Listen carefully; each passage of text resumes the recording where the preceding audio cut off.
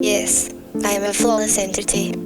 Perfection seems to break into two categories: the pursuit of perfection for aesthetic reasons and the pursuit of perfection for utility. For me, perfection is quite a mathematical, quantitative idea. I don't think it's qualitative. I think symmetry is what I would think of. It's like a unrealistic goal of the gods. Being in your happy environment, that's a perfectionist to me, yeah. It's interesting the conversations that are opened up when you start to talk about perfection, because you realise how subjective it is, but then also how, when you start to standardise it, how problematic it becomes in the uniformity of ideals. Perfection could just as easily be called imperfection, but I suppose the lens with which Science Gallery is looking at it is how it's underpinned by maths and physics and new waves of technology and science. The Genetics Gym is a project looking at human behaviour and technology. 5 different bodies have been edited according to 5 very different consumer ideologies. I was thinking a little bit like, what would Donald Trump suggest you should do if you were to edit your body? What would Nike say? What would you do if you could design your body in any way imaginable? It's pretty jarring to see the feasibility of modifying our genetics. The desire to be a perfect human is quite unnerving. This is such a huge change to a human. I think it's a little bit repulsive for that reason. Graham is perfectly designed to withstand a low-impact car crash. Having Graham in the exhibition really challenges the visitors to question what their preconceptions of perfection are.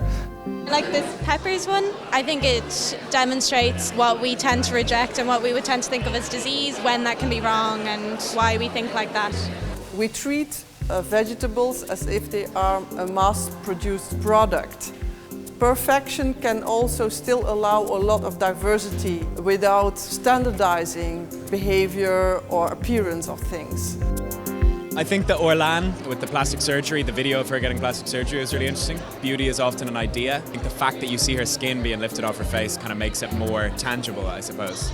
I found looking at yourself quite closely and saying something positive quite difficult. The I Way movement was founded in 2018 by Jamila Jamil. It was created as a community around radical self-acceptance in response to social media and societal pressures on women to look a certain way.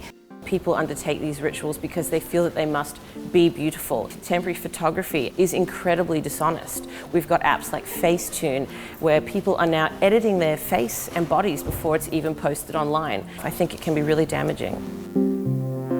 The one upstairs, biometric mirror, how to analyse a human and that how kind of difficult that is. And I thought kind of comparing what I thought with what the machine thought was very interesting. Really, the AI is showing us kind of some of the flaws with current technology. It morphs your face into some really strange shapes that I think most humans don't perceive to be attractive. Our interpretation of beautiful is very different to what this AI thinks is beautiful. I'm glad you're impressed, and I promise you, this is just the beginning.